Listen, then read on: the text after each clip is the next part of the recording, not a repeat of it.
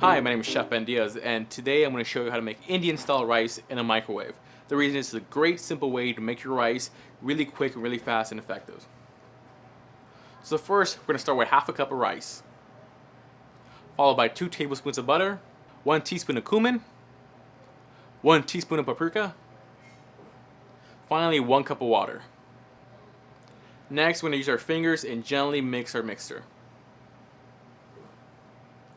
Next, we're going to cover in plastic wrap, and we're going to pop about 4 to 5 holes to allow the steam to release. Finally, put your mixture into your microwave, setting on high, and cook for about 5 minutes. When your mixture comes out, gently unfold the film wrap, careful not to burn yourself. And what you have is great simple rice for any and all occasions.